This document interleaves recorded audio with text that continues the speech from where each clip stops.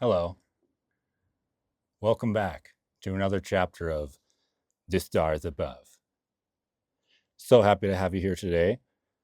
It's a bit windy. Um, Actually, it's a lot a bit windy. That's why I have made shelter in this bowl within the tufa formation. And that is why today's sponsor is brought to you by Crisscross applesauce, because I could not really easily fit my chair in here and still be in frame. So I have to go Crisscross applesauce. I believe it's otherwise known as Indian style. That's what we used to call it in kindergarten, but that was decades ago. And I think with today's cultural appropriation, they no longer call it Indian style. I think they have reverted entirely back to Crisscross applesauce. There are lots of different formations of it. I think you can go like half lotus in yoga or meditation. They do like a full lotus. I'm not going to try that because I'm much more of a crisscross applesauce guy, and I'm not a limber guy, you know. Also, sub shout out to laying on your side like this. I think some people also call it draw me like one of your French girls. I may switch up from crisscross applesauce to draw me like one of your French girls, depending on my mood throughout the recording. Because if there's anyone out there who would like to draw me like one of your French girls, I think that'd be really cool. We can set up like a work trade or something like that, an exchange of services. You send me the French girl drawing, and I maybe change your oil or put some windshield wiper fluid in your thing. You know, top you off. I'll top off your fluids. Let's say that if you draw me like one of your French girls. Also, last shout out to my cave here. I had to sleep in it last night because it was so windy. The Bobcat has been letting me sublet out this cave. We're actually on really good terms now ever since the sponsor, the Bobcat sponsor, where I asserted dominance. All it took was asserting dominance, and now we're actually pretty good friends. So yeah, I sublet out that cave, or he sublets it out to me. Whichever one, you know, I don't know. I don't do much subletting, so it's new to me. But I'm glad we're on good terms, me and the Bobcat. Anyway, those are today's sponsors: Crisscross applesauce, draw me like one of your French girls, and subletting caves. So on to today's chapter of The Stars Above.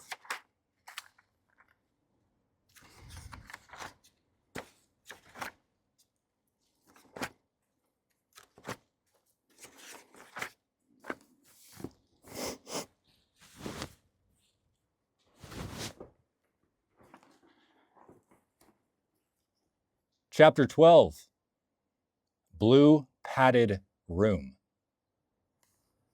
The 3 years my mother spent in prison is when the trial of physical pain truly began. She was gone, having left me to that man's aggression. I fought to never cry in hopes of appearing strong for Evan, if only to feed his belief in still being a big brother, the one able to protect him. That man used everything from TV remotes, combs, or thick wooden ladles to beat me over the head with, once being bonked for 10 points with a goddamn Nintendo 64 controller, post-1997, after the Rumble Pack was released. Those were dangerous years for troubled boys with parents swinging from the light end of a 5-foot cord. I never played Mario Kart the same. He was usually old-fashioned, using bare knuckles, elbow grease, and rage without rhyme or reason. If I spoke back, my clock was cleaned. If not understanding something he said while being inaudibly screamed into my eardrum, I was taken behind the woodshed. If unable to figure out the answer to a math problem for being terrified that if it wasn't right, I'd get hit, I got hit. Wrong, Icarus, wrong, he'd scream. These are simple problems, Icarus. You can't get anything fucking right, can you, Icarus? Do you enjoy getting smacked, Icarus? You'll never amount to anything in life, Icarus, just like your mother. He'd yell over my shoulder while trembling in fear, awaiting the next blow to my head. Abusive fathers use life hacks for getting away with punishment. Hits over a head of hair hide incriminating bruises, and mine felt like a lopsided kickball. I wasn't neglected. If anything, got too much attention, albeit grim. That house was like WrestleMania, having been given all the dirty finish smackdowns, smelled what The Rock was cooking, and left hung out to dry every day. Somewhere between getting raped and the physical abuse intensifying is when the gestures began popping up on a consistent basis. They'd appear in dreams with messages I could never comprehend or interpret, having worked to make my senseless reality sensible and my somewhat sensible mind totally insensible. I'd see them everywhere, like ambiguous faces in shadows. I'd sit in my room for hours on end, drawing them into notebooks, every page being scratched with dysmorphic faces. I wished to have shared them with Celine while bringing life to the creatures of my own, but like all other things, that man tore them apart before me. The jesters were my only friends, who in some way kept me safe, both mentally and emotionally from the outside world, providing solace in solitude and sympathy for chaos. In moments scared to act, they'd become courage. If unable to cope, they'd spark hope. If felt defeated, they rose as forces of will. If fallen to hatred, they lent empathy. When life proved tragic, they'd remind me of laughter. And in times endlessly dark, they embodied the light. Some might call these defense mechanisms for my ongoing trauma, but what may be defined as a fantastical use of escapism, for me, was nothing less than a haven of personal creation. They'd wait for me in this space between, helping to build mazes within my psyche where pain couldn't follow, and that man could never find me. A puzzle box of sliding walls, shifting floors, and trapdoors above spiraling shafts to deep levels of awareness. It was as if living within an ever-evolving mosaic portrait, a labyrinth of which only I could navigate, having gradually slipped between the physical and non, within a paradigm free of suffering. There weren't worries of these places as a child, but the further one travels down rabbit holes, a concern grows that there may be nothing left to find, once peeking back up.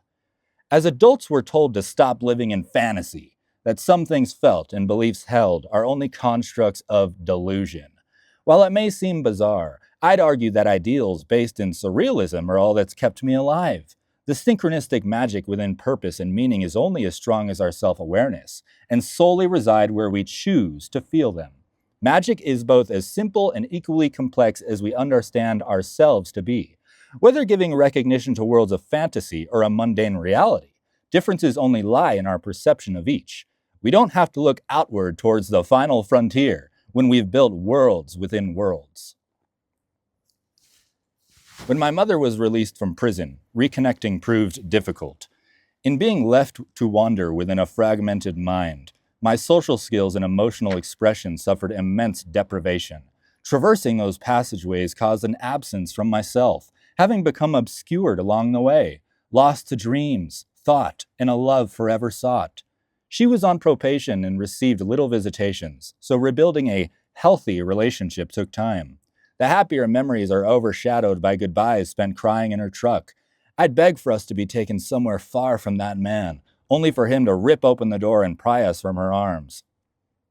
In this period of reintegration, that man evolved from a strict child abuser to freakish molester. While I took the hits, my brother received the perverted fondling. At 12 years old, I found the courage to tell my mother what had taken place over the past years of abuse. "Dad beats me, Mom," I said as my voice shook, still fearing to speak outside of his presence. "He touches Evan too, not how he hits me, in other ways. "I'm so sorry, Icarus," she said. "It's my fault. I wasn't there when I should have been. But I'm going to fix this. I'll make things right." I kept what took place in the van to myself. My mother was fragile, and another burden was unnecessary. It remained a secret she died never having known. She'd contact social services for help, and of all the poor decisions made in her life, the one most responsible wound up being equally regrettable. The efforts to protect her children only gave society another opportunity to strip us away. Hope became short-lived once arriving to an interrogation room for toddlers. "You have nothing to worry about anymore," the social worker said. "You can trust me." The poor attempt to gain my sense of trust and the questions to follow were in routine fashion, but it only took 3 words to turn the harmless meeting catastrophic. "He beats me." That was it, our fate being sealed on the matter. I was led out of the room and put into a strange car with Evan, having asked to see our mother before leaving, but we were rest assured her consent was given. A bold-faced lie. She never would have let another heartless soul rip us from her arms, only to see her kids driven away indefinitely, once again. She wasn't told anything until it was too late. The panicked look across Evan's face was unsettling as we drove to a destination the woman wouldn't clue us in on.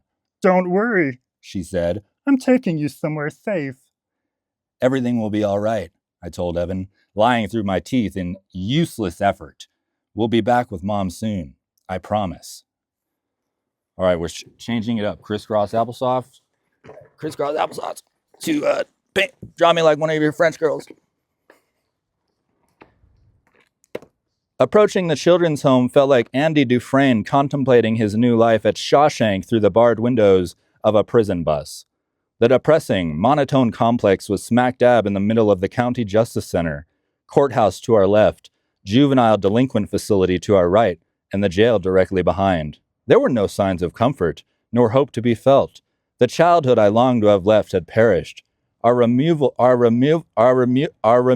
from an abusive environment brought no ease, for we now belonged to the system. They separated me from Evan without warning. You know when you have a burp coming on and it just won't give in? They separated me from Evan without warning, the only person left to protect, comfort, and love him. Before being processed into housing, I was taken to the medical center for a physical. Still severely traumatized from being raped, the doctor began fondling my junk before lodging his decrepit finger up my ass. "This may hurt a bit, young man," he'd warn. "Buddy, you've no idea," I thought. "A bony finger? I hardly knew her." They then escorted me to the back of the building through 2 steel doors.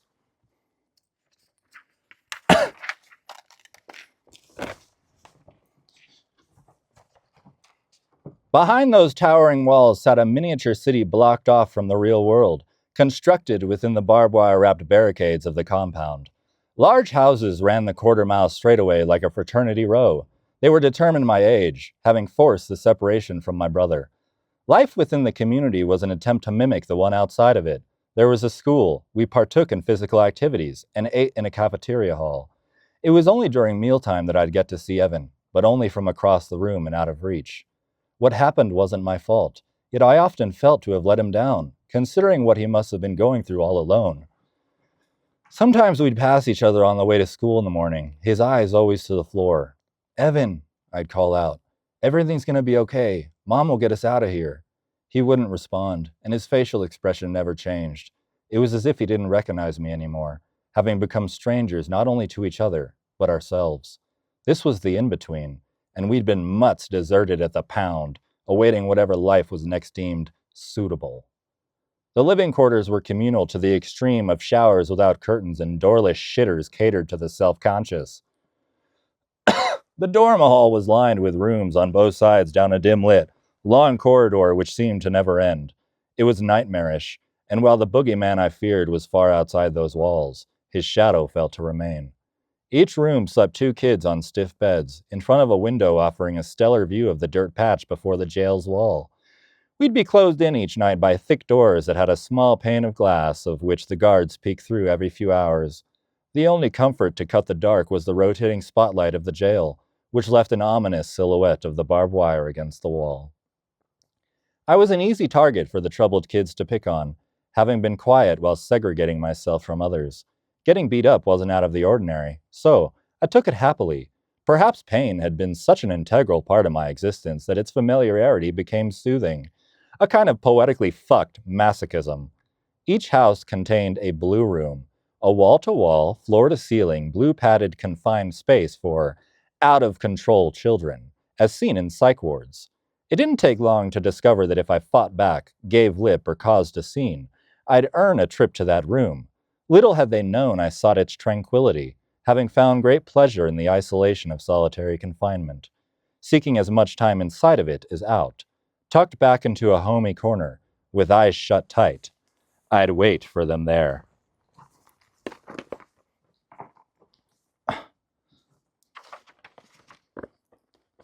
It was in that space the most peace was found, while being quiet enough to hear them speak, the jesters. In shaping worlds of the infinite, I was no longer a mere boy in a room, but a hero embarking on far-sought journeys of self-discovery, a deranged monk rocking back and forth into ascension, having turned to creation and the mysteries of what magic was believed to behold. The deeper those shafts of mine were traveled, the less sense I made to others, but the more I made to myself. Being a jester and acting the fool isn't always about making people laugh. It's displaying a scene in which audiences may question the status quo, to rebel against social norms and provide insight on deeper understandings of the irrational, while striking an absurdist chord through emotional triggers which allow what lies buried to finally resurface. It was rare to receive visitations. In the several months Evan and I spent there, we only got to see our mother a few times, although never together. It felt as if she'd become a figment of my imagination. An old dream, wished real, became ever fleeting into the nightmares of reality. "We'll be together soon," she'd say. "I'll make things right. I promise." Her declarations began to feel cold and meaningless, having heard borrowed words without fruition my entire life. She may have been doing her best, but to that child, she seemed to make nothing but empty promises. My mother's phone calls, letters, and visits were monitored, which left me clueless towards court proceedings. All I knew was that the system was in the process of finding a, say, suitable relocation, whether through a foster home or adoption. However, that changed after a particular visit. My mother realized why we'd been taken and figured a last-ditch effort to get us back. Having a deaf stepbrother and growing up with an understanding of sign language allowed us to subtly communicate, and she'd alert me to a note left in the bathroom. It said 3 cryptic words: "You must lie." In a sad and sorry way, it was understood, considering my being raised by a seasoned psychiatrist whose most basic instinct was deceit. I prepared the deck, knowing that a slow hand must be played with the therapist. I couldn't give any indication that the situation had flipped for no apparent reason. So, piece by piece during our sessions, the events of abuse and details were altered. No response was without confusion, hesitation, or spoken in guilt, until being evident that my facts on the events were false and interpreted in ways harmful to the accused. The long con was played against a licensed therapist, having slowly but surely forced his hand into convincing me that I made it all up. The physical abuse, perversion towards Evan, and acts of violence. I skewed my mother's knowledge of the incidents while providing just enough detail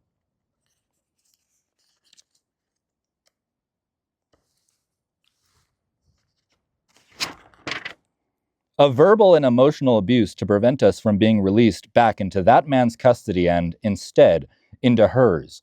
A woman found guilty of knowing the assaults were taking place while allowing them to occur and continue. In a stand for her own children, the gavel of judgment was brought down upon herself.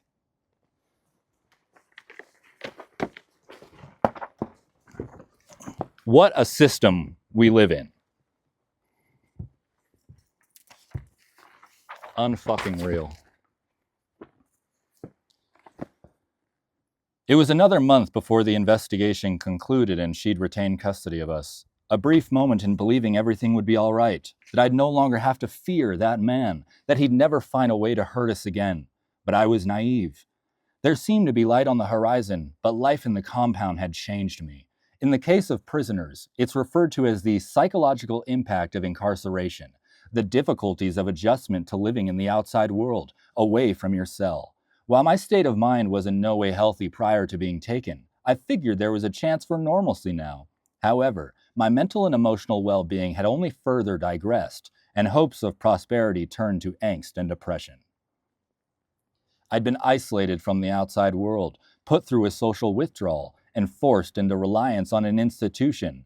When freedom is stripped, we become nothing more than what's sought fit in the eyes of the suppressor, while submitting to the basis of control. I was made into a systematic decimal, dropped into a cage, and left to emotionally fend for myself. But children cannot be treated like just another number on the registry's Rolodex, waiting to be logged and cleared. Without dependence on that structure, I felt enslaved to misconception, lost, alienated in totality, and left unable to cope with the real world as my sense of self-worth was abolished. The night terrors and disturbing flashbacks grew unbearable, having woken to screams while drenched in sweat. "It's okay, sweetie. I have you," my mother would say, holding me close. "We're home. You're safe now." "No, no," I'd repeat, rocking back and forth in tears. "Something's wrong. I know it." "They're only bad dreams. There's nothing to hurt you now." "Then why does it feel this way, Mom? I don't want to feel like this." "Feel like what?" "Alone." "I love you, my Icarus Mikhail. Always." She'd cry, holding me tight as tears rolled from her nose down the back of my neck.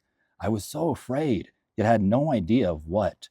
I'd close off, drifting back into the blue-padded room, back to the safety of those worlds. But this would only act to further isolate myself from reality, severing any sense of emotional attachment or trust in those around me, even my own family. Evan and I returned to school, but things were different now. Many teachers knew of the situation and sided with that man's conniving word, having lost respect for my mother while turning cold shoulders on me. I became truant and my grades plummeted.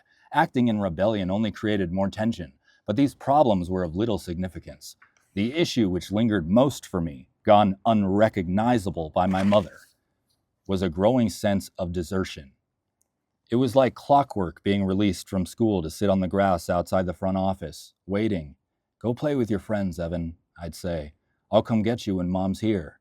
All the other kids were picked up, having run to their parents with joyful faces until the last cars left, and no one else remained.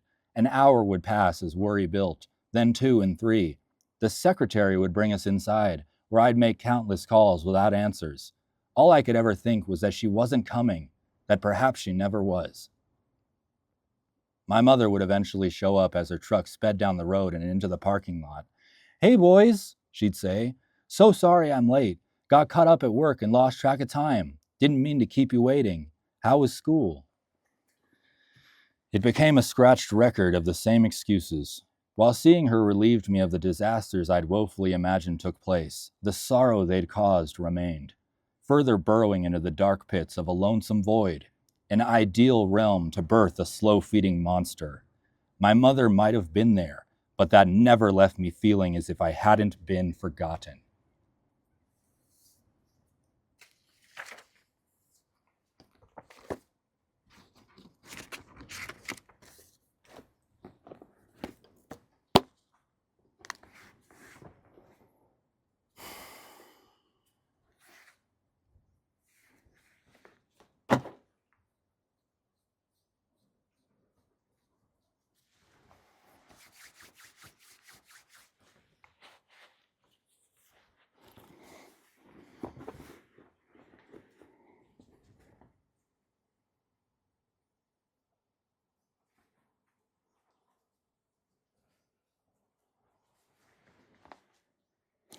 I really hope someone got a good sketch of my laying sideways, because it was absurdly uncomfortable, but uncomfortability, one of the sponsors, don't you forget it. Embrace it. What do you have to lose? Go out to the desert and lay against jagged rocks. But granted, it was difficult to keep my composure. Anyway.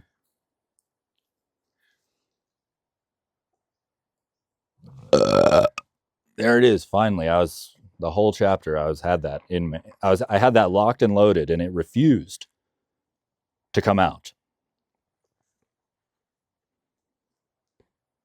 Yeah, that's a sad child right there, taken away from his mother with his brother, who he cannot even hold. Sad, sad children.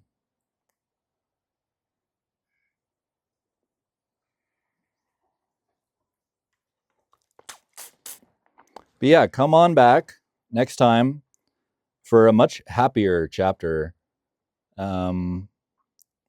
of the stars above. Thank you.